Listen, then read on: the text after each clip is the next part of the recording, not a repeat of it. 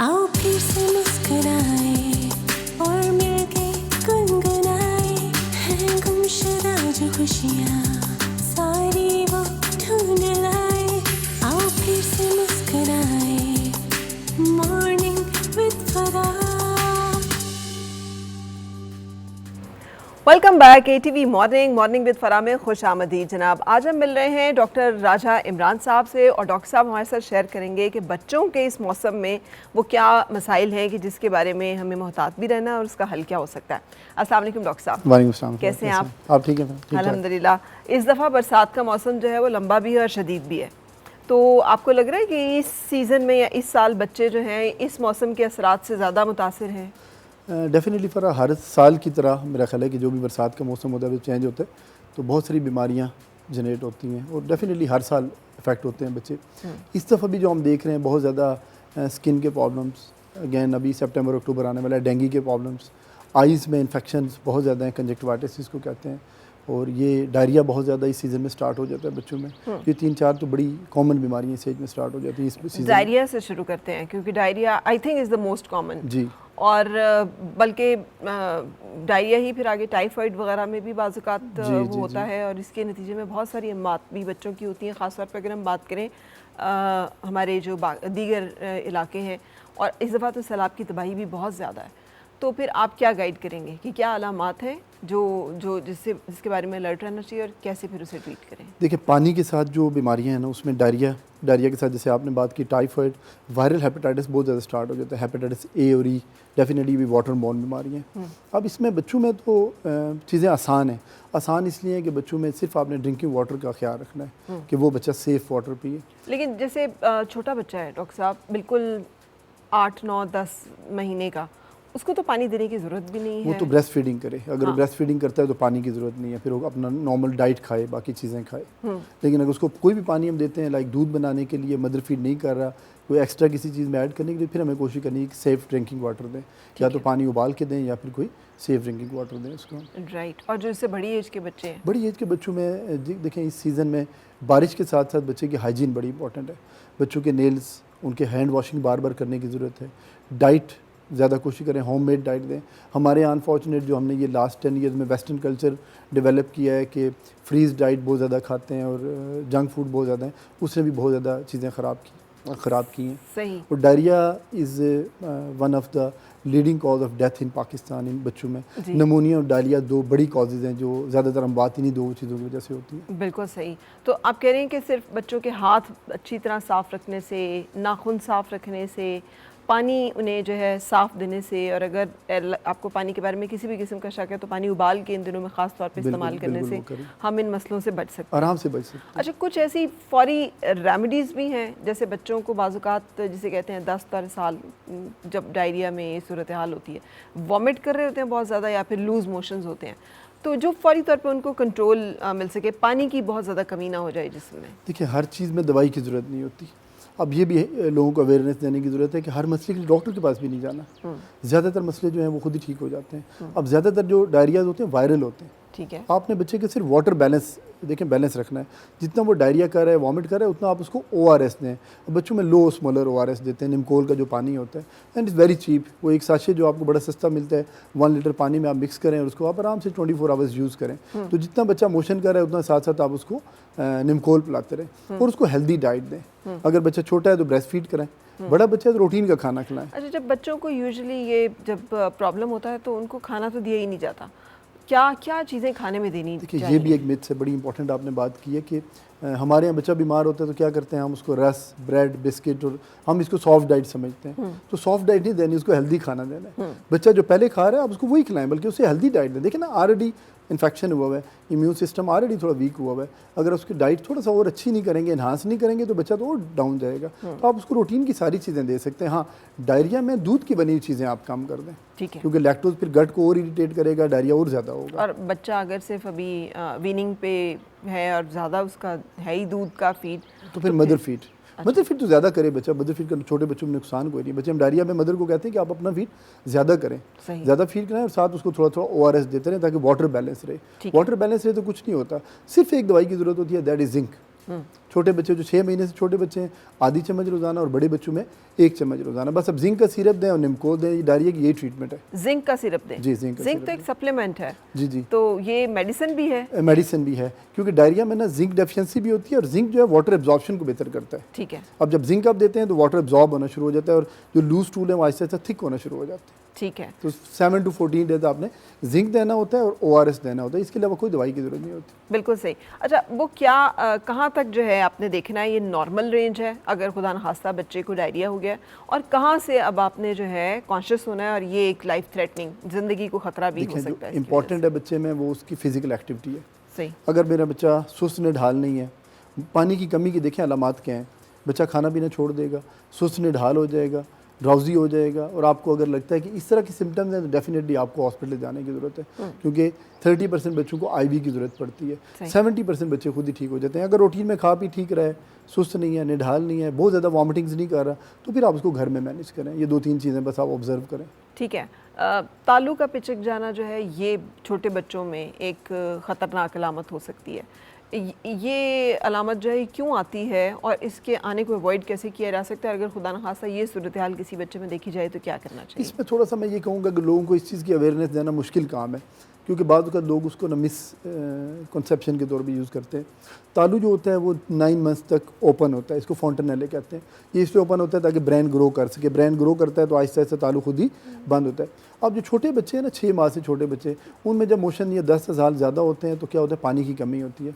पानी की कमी में उनका जो टंग है, ओरल म्यूकोज़ा है, वो ड्राई हो जाता है, खुश्क हो जाता है, और जो तालू है वो थोड़ा सा हमें बैठा हुआ नज़र आता है। अब लोग बाज़ का इसको थोड़ा सा मिसकंसेप्शन में यूज़ करते हैं। ये बेसिकली एक प्योर मेडिकल टर्मिनोलॉजी है जिसको हम डिप्रेस फॉन्टेनेले कहते हैं। तो मेरा ख्याल है कि ये इतना इंपॉर्टेंट नहीं है। इंपॉर्टेंट ये है कि बच्चा अगर दूध नहीं पी रहा, सुस्त निढाल है, शदीद लगातार उल्टियाँ कर रहा है, तो फिर हमें डॉक्टर को दिखाने की ज़रूरत है। इन चीज़ों को मेरा ख्याल है कि पेरेंट्स को ऑब्जर्व करने की ज़रूरत नहीं है। अच्छा, एक और जो बहुत मिथ है, चूँकि हम उन इलाकों के बारे में ख़ास तौर पे बात करेंगे कि जहाँ पर अभी सैलाब की तबाही है, पीने का पानी भी नहीं है, खाने की साफ़ चीज़ों का भी शायद चैलेंज हो, वहाँ बड़ी तादाद में बच्चे हैं, बड़े भी हैं लेकिन बच्चे हैं, तो ड्रिप भी एक इलाज जो है इन इलाकों में समझा जाता है। आप बीइंग चाइल्ड फिजिशियन कितना रेकमेंड करेंगे कि बच्चों को या फ़ौरन ड्रिप लगा देनी चाहिए अगर खुदा न खास्ता उन्हें लूज़ मोशंस है, और जहाँ पर अब ये सूरत हाल है सैलाब की, वहाँ पे लोग क्या करें? देखिए, इसमें अगेन 2 चीज़ें हैं। इसमें डॉक्टर्स का भी रोल है, पेरेंट्स का भी रोल है।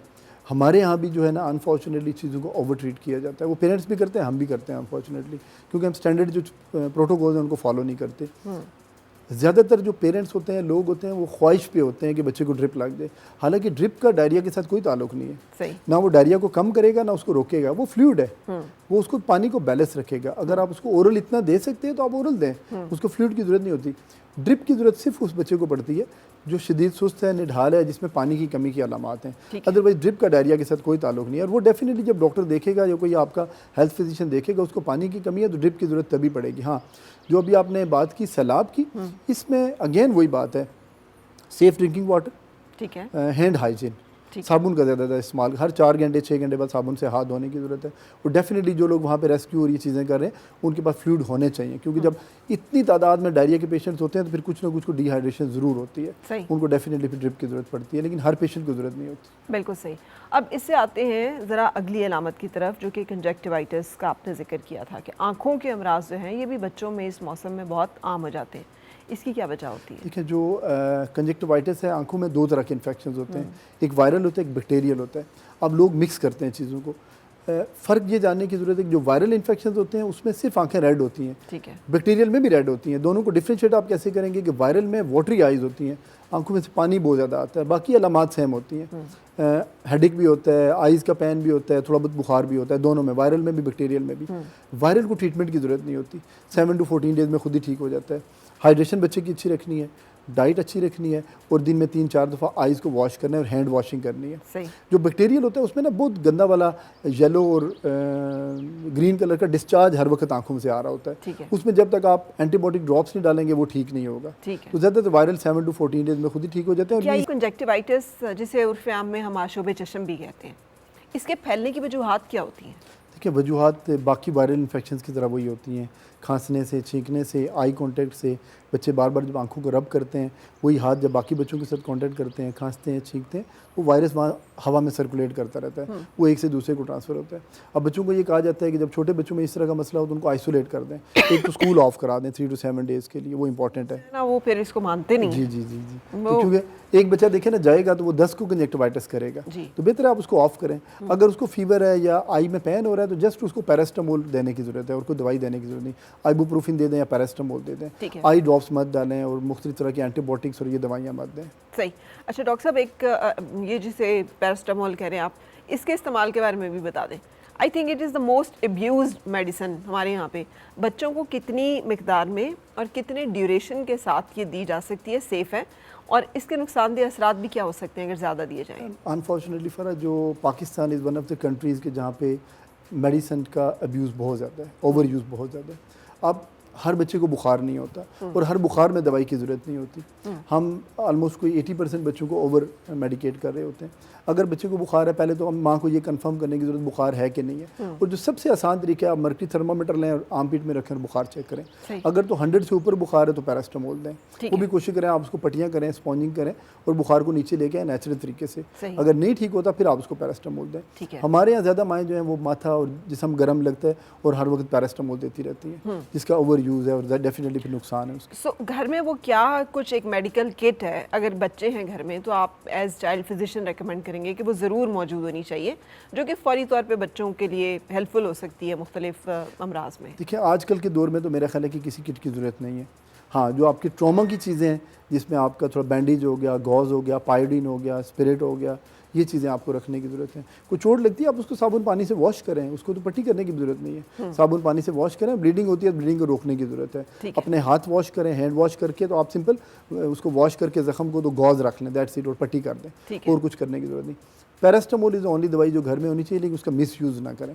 बाकी तो देखें ना आजकल हर दवाई फार्मेसीज 24 घंटे खुली होती हैं, डॉक्टर्स अवेलेबल हैं, तो जब भी आपको मसला है कोशिश करें आप फिजिशियन को दिखाएं, प्रिस्क्राइब कराएं, दवाई खुद से ना लें। ठीक है। एक खांसी की दवाई भी बड़ी घरों में जो है आम पाई जाती है और बच्चों को बहुत ज़्यादा दी जाती है। किसी भी किस्म की खांसी हो तो बच्चों को दे देती है। बहुत सारी माएँ तो इससे भी दे देती हैं कि इससे बच्चे आराम से सो जाते हैं। ये जो है ये कितनी मतलब सेहतमंदाना प्रैक्टिस है और इसके क्या असरात आते हैं? जो देखें लिटरेचर है वो भी ये कहता है, और मेरा अपना एक्सपीरियंस भी, मैं तो पेरेंट्स को ये कहता हूँ कि मुझे आप ये बता दें कि जब ये दवाइयाँ नहीं थी लोग कैसे ठीक होते थे। अब जो कफ़ है 90% बच्चों में कफ़ की दवाई की ज़रूरत नहीं होती, सेफ़ रेमेडीज़ की ज़रूरत होती है। आप उनको वार्म हनी वाटर दें, शहद का पानी बना के दें, आप उनको ग्रीन टी, इलायची, दालचीनी का कहवा दें। अच्छा, सूप्स और यखनीस का तो कॉन्सेप्ट ख़त्म हो गया ना, मतलब आई नेवर सीन कि किसी मदर ने आके बताया हो कि मैं बच्चे को यखनी पिलाती हूँ सूप। आप उनको वेजिटेबल सूप बना के दें, आप यखनी दें। ये वो चीज़ें जो कफ, फ्लू और इन सिम्टम्स को रिलीफ करती हैं। 2 ईयर से कम बच्चों में तो खांसी की कोई दवाई नहीं देते, ना एंटी एलर्जिक्स देते हैं, उनके बहुत ज़्यादा साइड इफ़ेक्ट्स हैं। 2 साल से बड़े वो बच्चे कि जिनको खांसी ज़्यादा है, या फिजिशियन को ये लगता है, डॉक्टर को ये लगता है कि उनकी सांस की नालियाँ जकड़ी हैं जो आप नहीं देख सकते, उसके लिए जब तक डॉक्टर छाती का मुआयना नहीं करेगा उसको डेफिनेटली फिर खांसी के सिरप की ज़रूरत है। अदरवाइज 90% पेशेंट्स को दवाई की ज़रूरत नहीं होती। बिल्कुल सही। अच्छा डॉक्टर साहब, बरसात का मौसम जो है ये थोड़ा सा अब तो तकरीबन ख़त्म ही हो गया, मौसम ट्रांजिशन करेगा, अब सर्दी की तरफ जाएगा। सर्दियाँ आते ही बच्चों में खांसी, गला ख़राब, बुखार, सीने की जकड़न, जिन बच्चों का अस्थमा है उनको एकदम से एलर्जी भी ट्रिगर होती है। आप इसके लिए क्या बताते हैं? एलर्जीज बहुत ज़्यादा हैं। अगर मुझे आप पूछें तो मैं अगर 50 पेशेंट्स देखता हूँ तो उन 50 में से 20 पेशेंट्स एलर्जीज के होते हैं बच्चों में। अच्छा, वेरी कॉमन, वेरी कॉमन। अब उसके ना 3-4 फैक्टर्स हैं। एक जेनेटिक फैक्टर्स हैं, कुछ एनवायरमेंटल जो चेंजेस हो रही हैं, कुछ हमारी लाइफस्टाइल मॉडिफिकेशंस हैं, कुछ डाइटरी मॉडिफिकेशंस हैं। तो ये डेफिनेटली उसकी जो इंसिडेंस है और शरह है वो दिन ब दिन बढ़ती जा रही है। बच्चों में सर्दियाँ आने से पहले एक तो इस सीज़न में फ्लू की वैक्सीन बड़ी इंपॉर्टेंट है कि बच्चों को फ्लू की वैक्सीन लगवाएं। अच्छा, खासतौर पे वो बच्चे जिन बच्चों में हर साल सर्दियों में एलर्जीज ज़्यादा होती हैं, उससे एक तो एलर्जीज़ का थोड़ा शरह कम हो जाती है, नमूनिया के चांसेस थोड़ा कम हो जाते हैं। अब जो एस्थमा एलर्जीज़ हैं, अगेन इसमें दवाइयों की ज़रूरत नहीं होती। आपने बेसिकली ट्रिगर से बचाना है। Perfumes, powder, dust, smoking, carpets, फूल परिंदे, पौधे, जंक फूड्स, कोल्ड ड्रिंक्स, फ्रीजी जो आपकी ड्रिंक्स हैं, जूसेस हैं, ठंडा पानी, इन चीज़ों से अवॉइड करना है। ठीक है। जितना वार्म लिक्विड्स, हमने हेल्दी, सारी उन चीज़ों के नाम लिए हैं जो जो सारी ज़्यादा बच्चों को पसंद है। ऐसे ही है। तो बच्चों को पसंद नहीं, माओ को पसंद है अनफॉर्चुनेटली। नहीं, फूल परिंदे पौधे बच्चों को भी पसंद होते हैं, जी, ठंडा जी। पानी, आइसक्रीम्स डिफरेंट किस्म की, ये बच्चों की फेवरेट चीज़ें होती हैं। तो फिर उनसे जब रोकते हैं तो बच्चों को लगता है बाकी सब तो खा सकते हैं, हम पे पाबंदी क्यों है? अब ये आपने वो बात की ना जो टिपिकल माँ कहती है कि डॉक्टर साहब ये तो एक दिन में ना 3 आइसक्रीम खा लेता है। मैंने कहा हमारी देखिए उर्दू इतनी कमज़ोर है कि 3 आइसक्रीम खा नहीं लेता, आप ये कहें कि मैं इसको 3 आइसक्रीम रोज़ खिला देती हूँ, बच्चे तो खुद नहीं खाएगा ना, बच्चे को तो मैं दूंगा। बहुत सारी चीज़ें हैं जिनसे आप अवॉइड नहीं कर सकते, जैसा कि आपने जिक्र किया, फूलों से अवॉइड नहीं कर सकते डेफिनेटली। दरख्त पौधे हैं, इस्लामाबाद, मरी, यहाँ पे थोड़ा एलर्जी ज़्यादा है, ये वो चीज़ें जो अवॉइड नहीं हो सकती। अब परिंदे अवॉइड हो सकते हैं, आप बच्चों से थोड़ा उनको दूर रखें। परफ्यूम्स, पाउडर्स, स्मोकिंग्स, अब हमारे यहाँ जो कॉन्सेप्ट है वो ये है कि घर में छोटे बच्चे हैं, बड़े बच्चे हैं, नो वन बॉदर, वो घर में स्मोकिंग करते हैं, वॉशरूम में लोग स्मोकिंग करते हैं, तो ये वो चीज़ें हैं जिनसे इजीली अवॉइड किया जा सकता है। ठीक है, तो बहुत छोटी उम्र से ही मैंने देखा है लोग बच्चों को इनहेलर्स भी देना शुरू कर देते हैं। जी, ये सेफ प्रैक्टिस है? इनहेलर बहुत सेफ प्रैक्टिस है, हर वो बच्चा जो कर सकता है वो ज़रूर करे। हमारे यहाँ इनहेलर्स को मिथ्स बहुत है, ये बड़ा अच्छा आपने टॉपिक पे बात की है, क्योंकि इनहेलर्स के लेके ना हमारे यहाँ मिथ्स बहुत ज़्यादा है। छोटे बच्चों में नेबुलाइज करते हैं, नेबुलाइजेशन इज़ वेरी सेफ, और जो थोड़ा सा बड़े बच्चे हैं जो इनहेलर आराम से कर सकते हैं, इनहेलर्स में वही दवाइयाँ होती हैं जो आपके नेबुलाइजर्स में होती हैं। अब लोग समझते हैं कि इनहेलर्स में कोई सख्त दवाइयाँ होती हैं, ऐसा कुछ नहीं होता। लोग समझते हैं कि बच्चे आदी हो जाते हैं, पूरी ज़िंदगी इनहेलर करना पड़ेगा, ऐसा भी कुछ नहीं होता। वो टाइमिंग उसका इलाज है, वो उसकी सांस की नालियों को बेसिकली खोलता है। तो सिरप देंगे वो भी सांस की नाली को खोलेगा, नेबुलाइज करेंगे वो भी सांस की नाली को खोलेगा, इनहेलर देंगे वो भी सांस की नाली को खोलेगा। अब हमने देखना है ज़्यादा इफेक्टिव क्या है। Inhalers they are more effective in children as compare to nebulization and syrups. इसे इनहेलर दिया जाता है, उसका नुकसान कोई नहीं। और इस कैफियत में जबकि सीटी की आवाज़ आती हो सांस में, सांस फूलता हो, रात को खास तौर पे ये एकदम से फ्लेयर अप होता है, अस्थमा के जो भी अटैक्स होते हैं, कोई दवाई देने की ज़रूरत नहीं है, और डॉक्टर के पास किस स्टेज पे लेके जाने की ज़रूरत है? देखिए, ये जो आपने सिटी वाली बात की है, इसमें उसको नेबुलाइज करने की ज़रूरत है। एक साल्ब्यूटामोल सोल्यूशन होता है जिसको वेंटोलिन कहते हैं। वो बच्चे जिनको दिल की बीमारी है उनको इस दवाई से हम नेबुलाइज नहीं करते, दिल की धड़कन तेज़ होती है। अब ये वो दवाई है जिसको लेके भी लोग बहुत ज़्यादा मिथ्स हैं इसके अंदर कि वेंटोलिन से या साल्ब्यूटामोल जो है उसे नेबुलाइज कब करना है कब नहीं करना। अगर सीटियों की आवाज़ आ रही है तो आप उसको एक दफ़ा 20 मिनट्स के बाद दोबारा, 20 मिनट्स के बाद दोबारा नेबुलाइज करें, ठीक है। 3 दफ़ा अगर आप नेबुलाइज करते हैं और बच्चा बेहतर नहीं होता, फिर आपको हॉस्पिटल जाने की जरूरत और है। नेबुलाइज करने के लिए ज़रूरी है कि नेबुलाइजिंग मशीन ही घर में रखी जाए, या हम कुछ और भी किसी और तरह से भी नहीं, उसके लिए नेबुलाइज डेफिनेटली आपको मशीन चाहिए। छोटे बच्चों में खासतौर पे जो 2 साल से छोटे बच्चे हैं उनमें स्टीम मना की जाती है कि आप गर्म पानी की भाप ना दें, वो नुकसानदेह होती है। और नेबुलाइज़र के बगैर नेबुलाइज आप कर नहीं सकते, वो सेफ़ है। लेकिन अगर सीटी की आवाज़ आ रही है और सांस तेज़ है, आपको लगता है कि बच्चे की छाती में खड्डे पड़ रहे हैं, सांस मुश्किल से ले रहा है बच्चा, बच्चे जब तेज़ सांस लेते हैं तो उनकी बॉडी मूव करती है, आपको लगता है कि सर मूव कर रहा है, उसको ज़ोर लग रहा है सांस लेने के लिए, बच्चा ड्राउजी हो रहा है, गलूदगी में जा रहा है, खाना पीना नहीं खा रहा, तो फिर आपको रात हो या दिन हो हॉस्पिटल रश करने की ज़रूरत है, क्योंकि इस सूरत में बच्चों को IV स्टीरॉइड्स की ज़रूरत पड़ती है बाद वक़्त। ठीक है, और नमूनिया के बारे में भी बताइए। जैसे मैं कह रही हूँ मौसम ट्रांजिशन में है, और अमूमन ये जब मौसम चेंज हो रहा होता है हमें अंदाज़ा नहीं होता कि सर्दी कितनी है क्या है, तो बच्चे नमूनिया कैच कर लेते हैं। अब इसके साथ भी ना पेरेंट्स मिथ्स बहुत ज़्यादा लेते हैं। लोग समझते हैं कि ठंड से नमूनिया होता है, तो लोग ठंड से नमूनिया नहीं होता। ठंड के मौसम में नमूनिया का जरासीम ज़्यादा होता है। जैसे कि डेंगू अभी आ रहा है, ये सितंबर, अक्टूबर, नवंबर में डेंगू की अफजाइश ज़्यादा होती है इस सीज़न में। तो डेंगू के लिए बच्चों को पूरे कपड़े पहनाएं, बच्चों को कोशिश करें कि गैर ज़रूरी बाहर ना लेके जाएं, और घर में हवा और इन चीज़ों का ख्याल करें। नमूनिया के लिए छोटे बच्चों में वैक्सीनेशन, हमारे अनफॉर्चुनेटली है कि लोग हिफाजती टीके भी गवर्नमेंट फ्री लगाती है, वो भी नहीं लगवाते। तो आप छोटे बच्चे को 6, 10 और 14 वीक्स पे नमूनिया का टीका लगता है, वो लाजमी लगवाएं। ठीक है। और वो बच्चे घर में जो बीमार हैं उनको दूसरे बच्चों से आइसोलेट कर दें, जो बीमार है उसको स्कूल ना भेजें। और सबसे जो इंपॉर्टेंट चीज़ है उसका इम्यून सिस्टम। अब देखिए इम्यूनिटी कैसे बेहतर होगी, जब तक आप उसकी फिजिकल एक्टिविटी बेहतर नहीं करेंगे। 6-6, 8-8 घंटे बच्चा मोबाइल पे लगा रहेगा, उसकी तो फिजिकल एक्टिविटी है ही नहीं ना, इम्यून सिस्टम डेफिनेटली वीक होगा। जो सेकंड इंपॉर्टेंट चीज़ पे आपने पहले बात की वो है डाइट। जब तक आप उनको नेचुरल डाइट की तरफ नहीं लेके आएंगे, होममेड डाइट की तरफ नहीं लेके आएंगे, अच्छी डाइट नहीं खिलाएंगे, इम्यून सिस्टम डेफिनेटली कॉम्प्रोमाइज़ करेगा और ये नमूनिया कम कभी नहीं हो सकता। अच्छा, बच्चों में ताकत की दवाइयों की और सप्लीमेंटेशन की कितनी ज़रूरत होती है? बहुत सारी ग्रोथ की बहुत सारी ऐसी चीज़ें भी आती हैं मार्केट में जो क्लेम करती हैं इससे कद बढ़ेगा, ये बच्चों की ग्रोथ को यकीनी बनाता है। एज चाइल्ड फिजिशियन आपका क्या कहना है? देखें, अगेन वही सवाल है कि हम वो बात करते हैं जो मेडिकल साइंस कहती है, लिटरेचर कहता है। कोई भी बात मैं अपनी तरफ से तो नहीं करूँगा। मैं अगेन पेरेंट्स से ही पूछता हूँ कि मुझे आप ये बताएं कि आप कौन सी दवाई खाते हैं ताकत के लिए। मैं मदर को कहता हूँ आप कितनी दवाइयाँ खा रही हैं, कहती कोई भी नहीं खा रही। मैं पुप्पो खाला साथ होती हूँ, उनसे पूछता हूँ आप कितनी दवाई, same is question for me and for you, आप कौन सी मेडिसिन रोज़ खाती हैं लाइफस्टाइल के लिए? कुछ भी नहीं, प्रोटीन की डाइट है। जितना आप बच्चे की लाइफस्टाइल मॉडिफिकेशंस करेंगे, उसको नेचुरल डाइट की तरफ, फिजिकल एक्टिविटीज़ की तरफ लेके जाएंगे, मल्टीविटामिन, कैल्शियम, इन चीज़ों की ज़रूरत नहीं होती। हाँ, खून की कमी बहुत ज़्यादा हमारे बच्चों में, उसका भी ताल्लुक डेफिनेट डाइट से, अगर आप डाइट बेहतर करें वो भी ना हो। और जिस बच्चे को खून कम है, फिर आप अपने डॉक्टर को दिखाएंगे तो आयरन की दवाई की ज़रूरत होती है, उसके बगैर वो ठीक नहीं होता। लेकिन हर बच्चे को आयरन देने की ज़रूरत नहीं, 80% को ज़रूरत नहीं होती, वो आप डाइट से बेहतर कर सकते हैं। और ओवरडोज इन मेडिसिन की भी, ताकत की दवाइयों की भी, इन सप्लीमेंट्स की भी नुकसानदेह है क्या? हर चीज़ का नुकसान है, हर चीज़। देखिए ना, आपने फॉर एग्जांपल कोई भी मल्टीविटामिन, आपने जिंक का नाम लिया, बॉडी में जिंक पूरा है और आप उसको जिंक दे रहे हैं, तो जिंक की डेफिशिएंसी होती है, उसके भी नुकसान है। जिंक ओवरडोज होगी, उसका भी नुकसान होगा बॉडी में। पैरास्टामोल है, उसकी भी पॉइजनिंग होती है, आप ज़्यादा देंगे उसका भी नुकसान होगा। तो जो बॉडी में एक चीज़ आपने लेवल ही नहीं देखा, आपको पता ही नहीं कि किस मल्टीविटामिन की ज़रूरत है कि नहीं है, तो आप उसको ओवर द काउंटर देते रहेंगे तो डेफिनेटली उसका नुकसान होगा। बिल्कुल सही डॉक्टर साहब।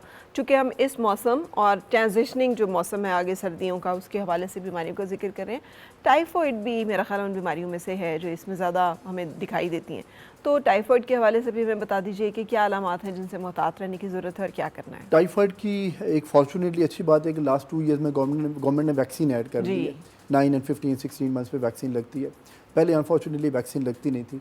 एक तो आप वैक्सीन लगवाएं बच्चों को, ताकि वो उस बीमारी से, ये गवर्नमेंट के कोर्स में शामिल है। पहले लोग प्राइवेट लेके लगाते थे, अब तो छोटे बच्चे जो 2 साल से छोटे हैं उनको टाइफाइड की वैक्सीन। बल्कि मैंने तो ये भी सुना है कि अब तो हेपेटाइटिस की भी वैक्सीन जो है शायद हिफाजती उसमें शामिल है कि नहीं अभी तक? नहीं, हेपेटाइटिस ए जो है वो अभी नहीं है, बाकी सारी शामिल है। तो टाइफाइड की वैक्सीन लगाना ज़रूरी है। अब बच्चों में बीमारी से पहले प्रिवेंशन इंपॉर्टेंट है।